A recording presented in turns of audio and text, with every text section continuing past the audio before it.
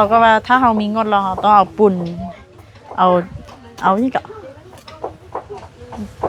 ตัวนี้เศร้าปุ่นไม่หรอกมื้อนี้น้องไม้แต่งตัวงามพี่น้องสิไปลินบุญกินเจียงแล้วมื้อนี้คือว่ามีคนอยู่เฮือนหลายแท้เฮ็ดหยังยังเตะ10 มือยัง10 มือเนาะยัง10 มือพี่น้องเนาะเฮ็ดให้มันแล้ววันนี้ก็เป็นวันที่9แล้วเนาะเป็นเครื่องเป่าเนาะแม่นบ่เครื่องเป่าจักเครื่องน่ะจะพออยู่บ่ห้าครึ่ง5เครื่องแล้วบ่เราเอามาให้มีเราก็ว่าเอาเป็นยังไม่บ่ไปซอเองโอ้แม่ก็อยู่ละเขาจังก็ไปเฮ็ดได้ว่ามีแต่รอดถ้าลูกก็บ่มีเงินไปก็ว่าแม่นแล้วก็บ่ได้7ยันเนาะ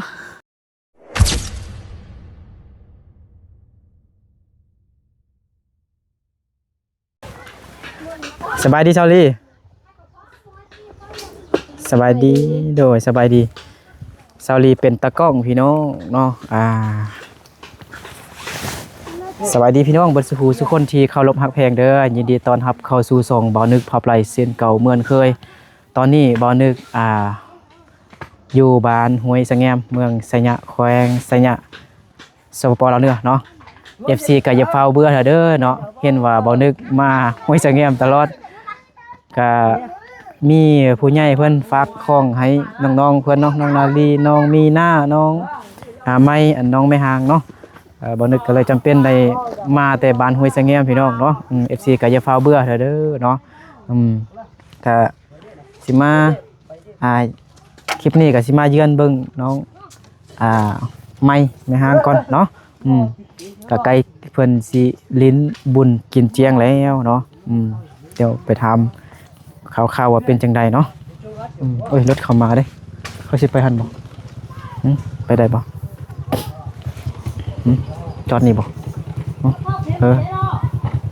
ต่างกันยังมันยังกันนะอาชีคิงวะโลหะดะโลจักพันนะโล5,000โอ้ราคาแพงอยู่เนาะ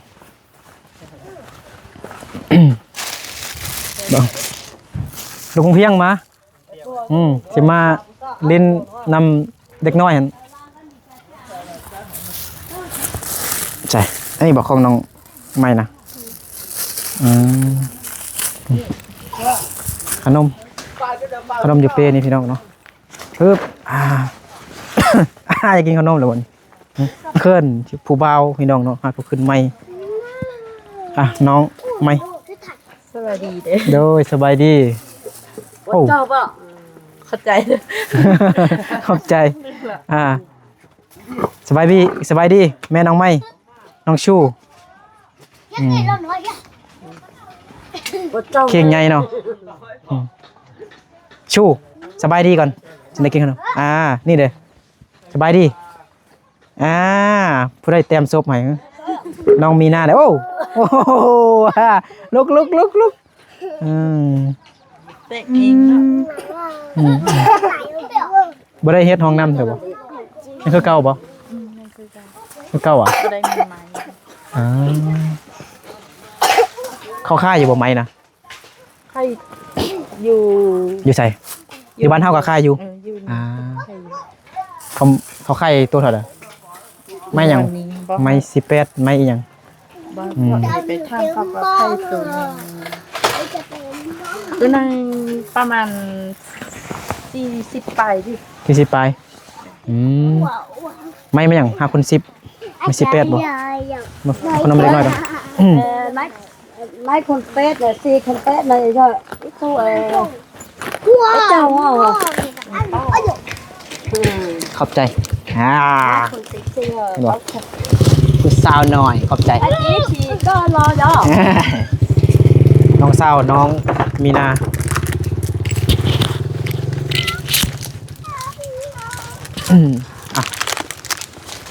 ซื้อยังไงฮะไอ้เริ่มซื้อแล้วซื้อยังฮะซื้อเฮาอยู่ที่ซื้อที่เหรออันนี้ได้ซื้อยังนี่นะฮะเสื้อจี้ซื้อว่านี่เด้วันนั้นซื้อยังเอาไก่ไม่กำลุงเสียวอันนั้นพอเสียวรถออก สบายดีเอ้าสบายดีแม่มีหน้าโด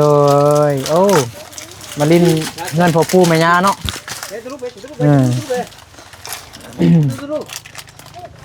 นำน้องยังคือเก่าบอกไปเบิ่งดูเบิ่งสิแท็กเบิ่งแล้วก็สิเบิ่งมีผู้ใหญ่เพิ่นฝากเงินให้ซื้อไม้ผู้ใหญ่เพิ่นฝากเงินมาให้ซื้อไม้อันนี้มันก็โคตรว่าสัตว์เนาะ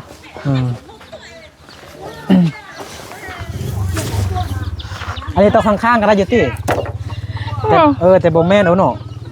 สิซื้ออันสิโกเอาเนาะบ่ได้คิดว่าอันนั้นสังกะสีนะสิตอกสังกะสีนะอันแอมฟ้ามันนะ แล้วว่าถ้าเฮาต่อสังกะสีแล้ว โกเอาบ่นี่น้องไม้ก็ซื้ออิดไว้นี่แล้วพี่น้องเนาะ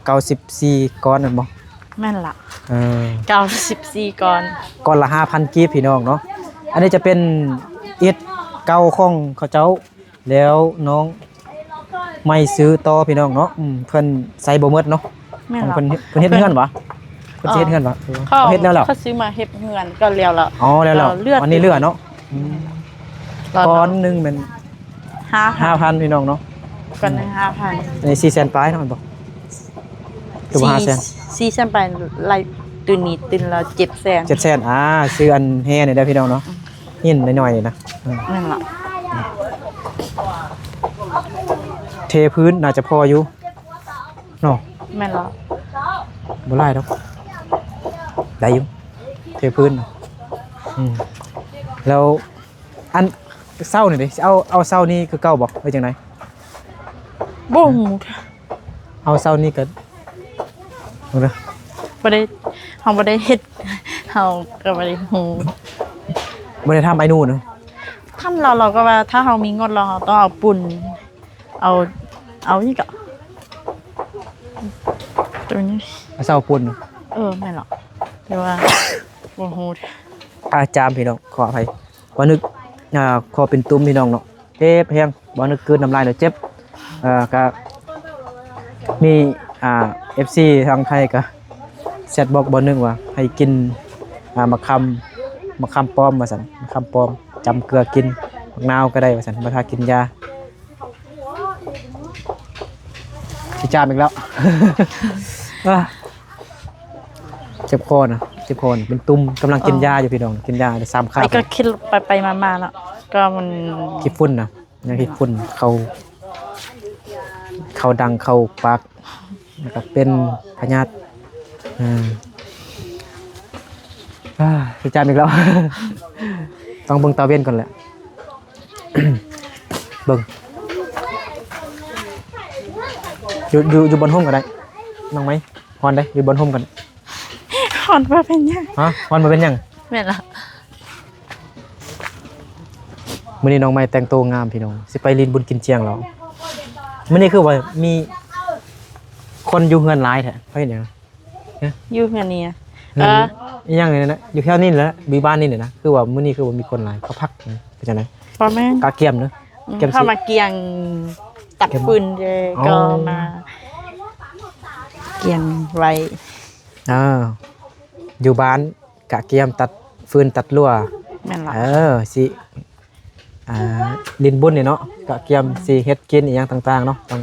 ซอกฟืนซอกลั่วไว้พี่น้องเนาะบุญกินเจียงผู้ใดอยากมาเที่ยวมาลิ้นบ้านน้องไม่ก็มาลิ้นได้เนาะถ้าบ่มีบ่อนอยู่ก็มาอาศัยมาอยู่นำมานอนเฮือนน้องไม่ก็ได้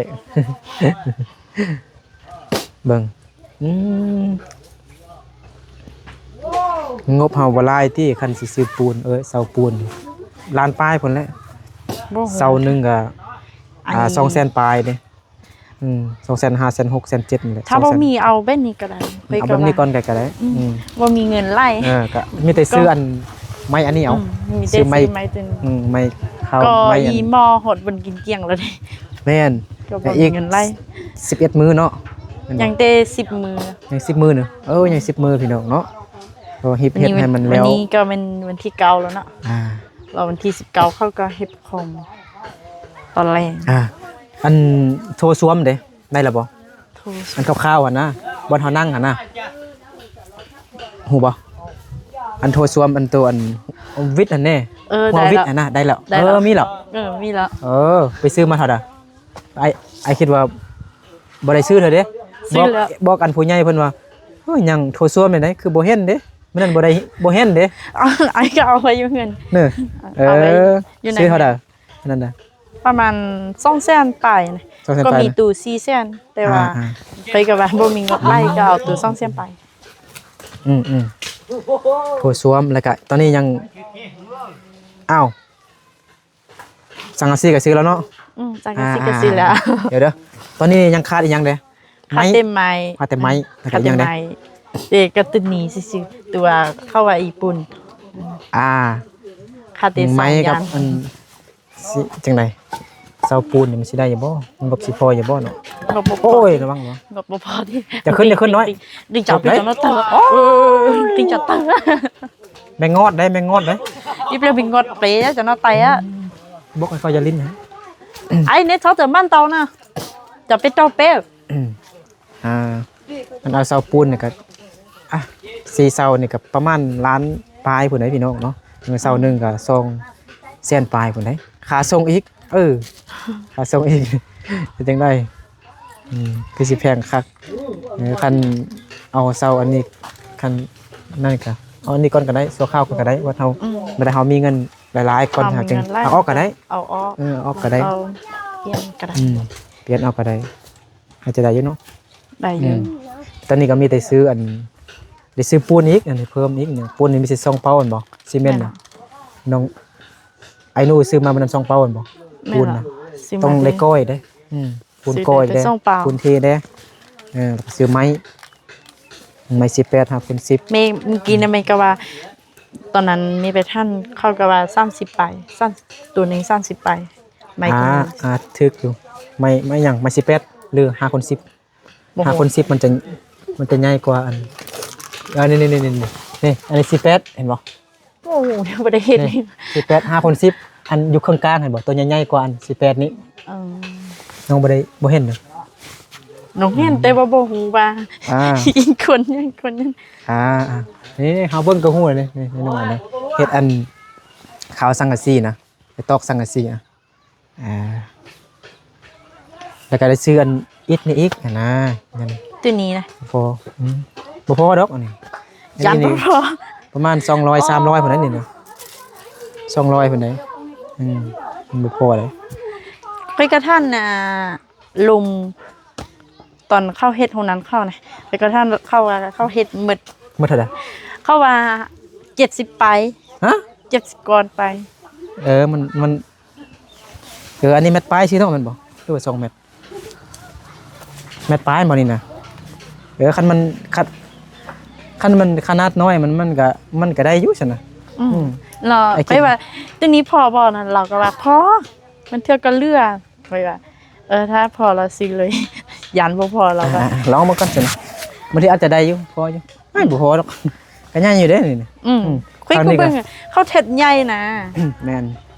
ก็ให้มันกว้างๆเด้มีบ่อนอาบน้ำแล้วน้ำนี่เด้ผู้ใหญ่เพิ่นให้ถามน้ำนี่เฮ็ดจังไดตักเอาบ่เลยจังหรือว่าต่อทรายมา เดี๋ยวนี้น้ำกดก็บ่มาแล้ว บ่มาแล้วบึดมาบึดบ่มาน้ำก๊อกก็ได้เนาะ แล้วก็ไอก็ว่าอีกคุบหั่นแหละ ขุดน้ำสร้างบ่ แม่นเรา ขุดอยู่ลุ่มเหมือนนะเดี๋ยวขุดอยู่นี่ บ่ฮู้เด้อเดี๋ยวนี้ก็บ่มีน้ำอากก็บ่มีน้ำกิน โอ้น้ำอาบก็มีน้ำกินอีก เขาก็ไปเอาอยู่ถึงห้วยหั่นน่ะ เอาอยู่ไส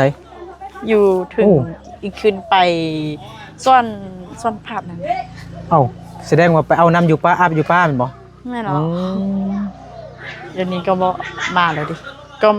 บ่ได้มาฮอด2-3 มื้อหรือว่า 4-5 มื้อนี่แหละ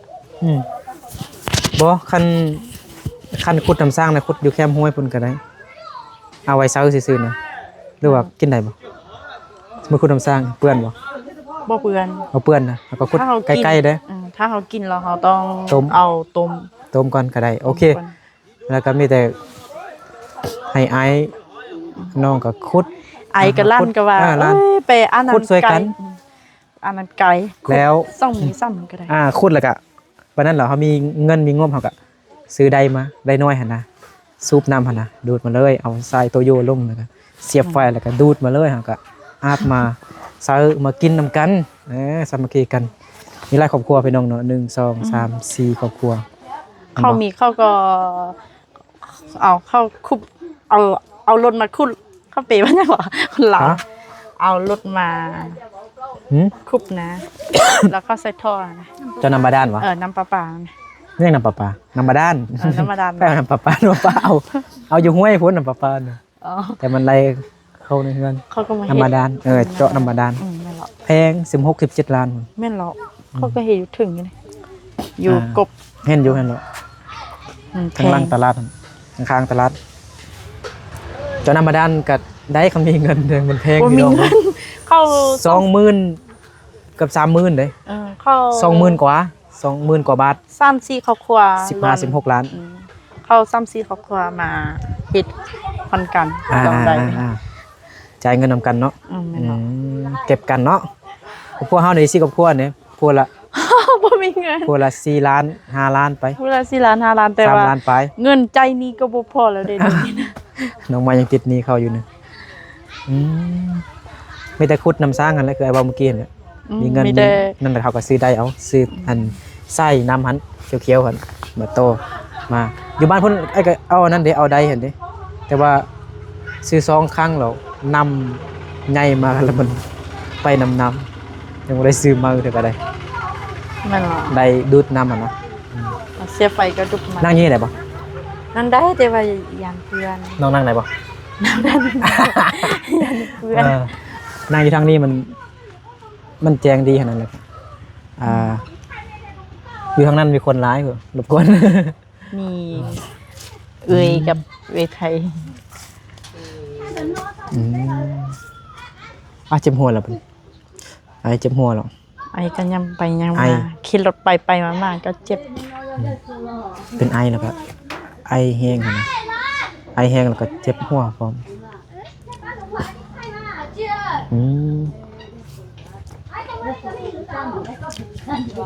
ผู้ใหญ่เพิ่น2 คนเนาะมีอัน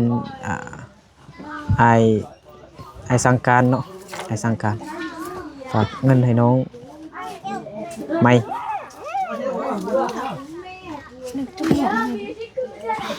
1,000 บาทฮะหมวก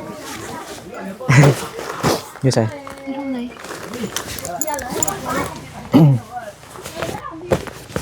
เอาเงินที่ผู้ใหญ่เพิ่นฝากให้น้องไม้ก่อนฝากให้ซื้ออันเป็นอุปกรณ์ห้องน้ำนี่ละอันได้ขาดก็ให้น้องไม้จัดการเด้อ เดือย เชื่อใจน้องไม้อยู่ดอกบ่ซื้อเหล้าซื้อเบียร์กินFCกับยอง น้องกันกินไปสิก็บ่อยากกิน น้องไม้เด้น้องไม้บ่กินเหล้ากินเบียร์เป็นคนดีเนาะ ยันตัวเอง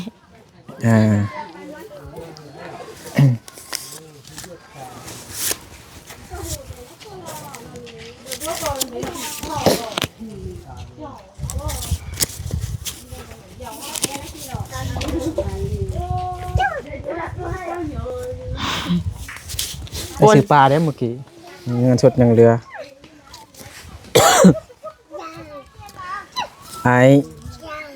สั่งการเพิ่นฝากมาให้น้อง 1,000 บาทแล้วก็มีผู้ใหญ่เพิ่นอีกท่านหนึงแต่เพิ่นบ่ให้ออกซื้อเนาะก็ FC ทางฝั่งไทยพี่น้องเนาะฝากให้น้อง 1,500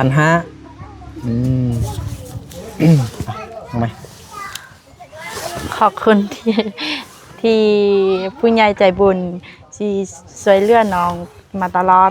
ขัดใจ น้องก็บ่ได้ฮู้ว่าหยังล่ะ อวยพรบ่ค่อยได้นึง เลย อวยพรให้พอดีล้านหกเด้อล้านหกเด้อขอบใจขอบคุณผู้ใหญ่ใจบุญเพิ่นเด้อไอ้สังการแล้วก็อีกเป็นผู้หนึงเพิ่นบ่ให้ออกซื้อเนาะแล้วก็อวยพรให้เพิ่นจงอยู่ดีมีแรงสุขภาพเข้มแข็งแข็งแรงความเจ็บใดๆความใครอย่าให้มีร่ำให้รวยเฮ็ดหยังก็ขอให้ประสบผลสำเร็จในหน้าที่การงานเด้อสาธุ สาธุเด้อ เบิ่งอันใดมันขาดแล้วก็ซื้อไม้เนาะซื้อไม้แล้วก็ ซื้อปูนอีกอันนี้นะ ซื้อไม้ ปูน ซื้อปูน ปูนบ่พอดอกอันเทพื้นนี่น่าจะประมาณเบิ่งเป้าหนึงก็ได้ติบ่ โอ้โห แต่ก่ออีกก่อมันต้องได้ใส่ลายอยู่เลยมันจะซื้อเติมอีกเติมเป้า2เป้าอีกถ้าบ่พ ก็ อเราต้องเอาน้องจะจริงใจเต็มที่ ก็มีอันช่องไอคิงเด้เนาะก็มีอันเพิ่นฝากเงินมาช่วยน้องมาอยู่เนาะมันนั้นไอคิงครับไอ้กินบ่ เป็น ได้ สะพานบุญฮะ เราบ่ได้โทรหาน้องบ่ไหวนะเราก็บ่ได้เซ็นหาน้องตลอด นะมันนั้นไอคิงก็มาเล่นน้ำน้องใหม่พี่น้องเนาะผู้ใหญ่เพิ่นก็ฝากได้ยินไอคิงว่าผู้ใหญ่เพิ่นก็ฝากเงินนำไอคิงไปเอามาให้น้องใหม่แม่นบ่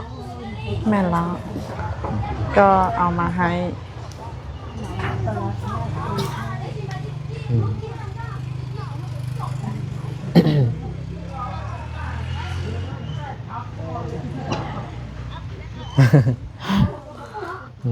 เมืองซื้อไม้ซื้อปูน ชื่อ ทรายเด้ทรายลายบ่ทราย ขี้ทรายล่ะ ขี้ทรายหั่นนะลายบ่มีเท่านั้นบ่เนาะจักเป้านะ ยงมันจะเป็นเครื่องเป่าเนาะแม่นบ่ เครื่องเป่า จักเครื่องนะ บ่ จะพออยู่บ่ ฮักครึ่งนี่ หาเครื่องเทพื้นอีกแล้วก็อีก ถ้าบ่พอเราต้องไปซื้ออีก ผสมกัน เขาก็บ่ค่อยแพงปานใด นะ เขาบ่ค่อยคู่หนึง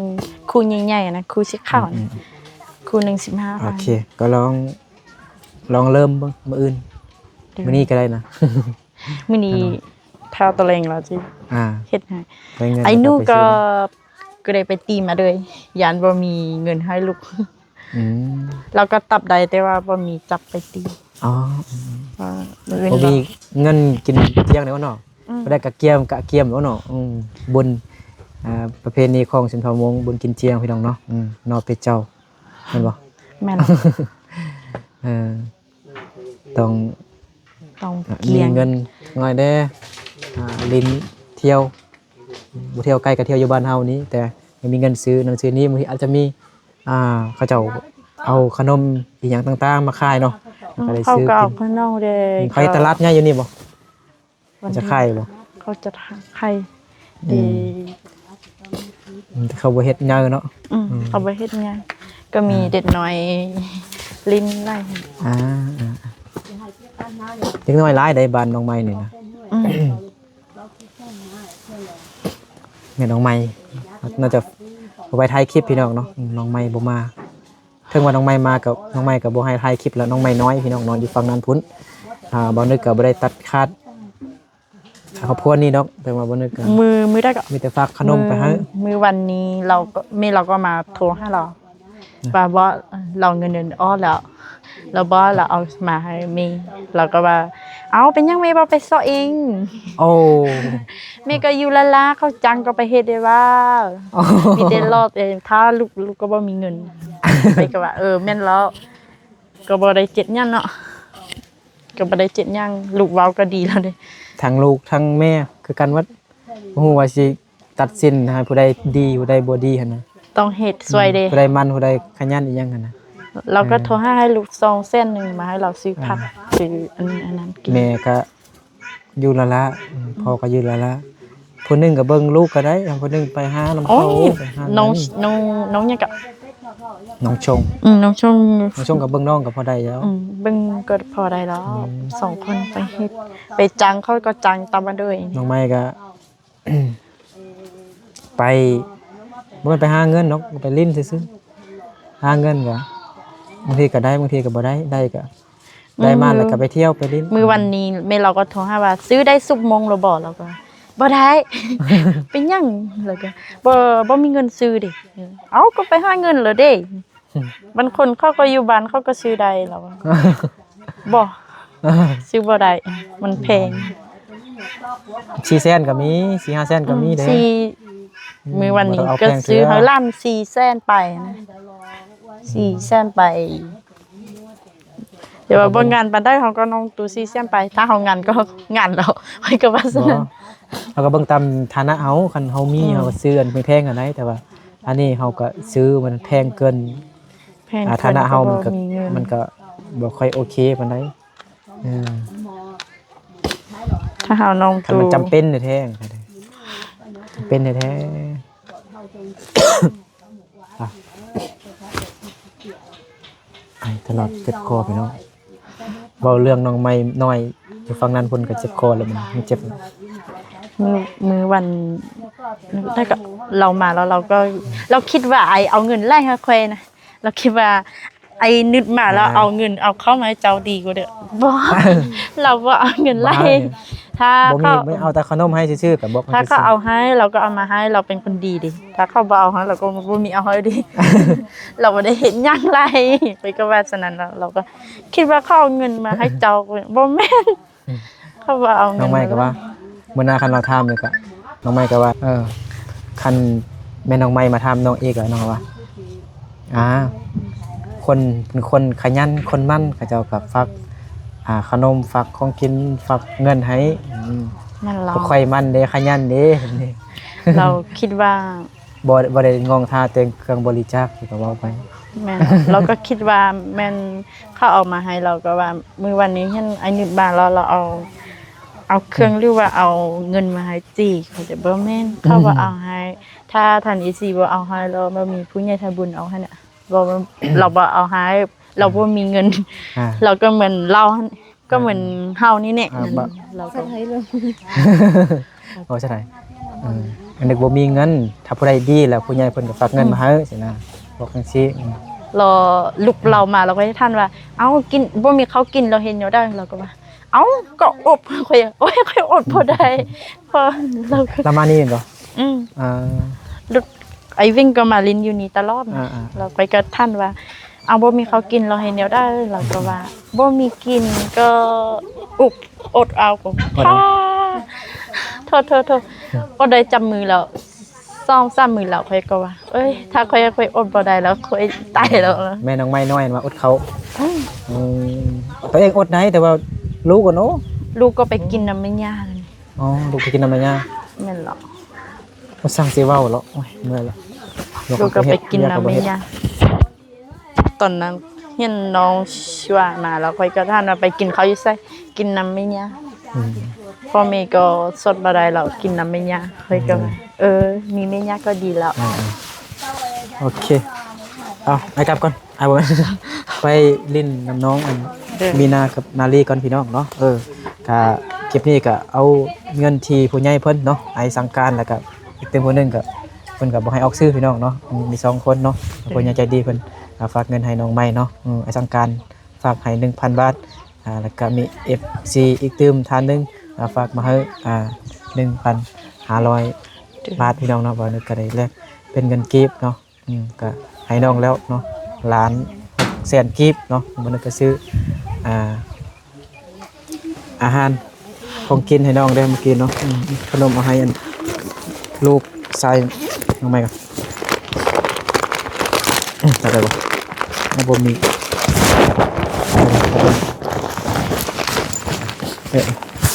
บ่มีทุกอย่างได้บ่ เอาท่องเดียวก็ได้แล้ว เดี๋ยวก็เลยได้เงินหลายเราไปซื้อไม้เอาไว้ซั่น บ่แม่น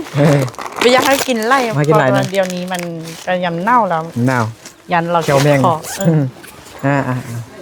โอเคเนาะก็ขอบใจขอบคุณ ขอบใจ คุณยายใจดีเพิ่นเด้อเนาะแล้วก็ขอบใจ FC บ่สิคูสิคนนั่นแหละพี่น้องเนาะ เข้าใจ ดีมีแห้งสุขภาพแข็งแรง เด้อ ด้วยเนาะสำหรับคลิปนี้บ่าวนึกกับน้องใหม่กับขอลาพ่อแม่พี่น้องไป ลาก่อน สู่คน เด้อ ไปก่อนเนาะเจอกันในคลิปต่อไปเด้อสบายดี สวัสดี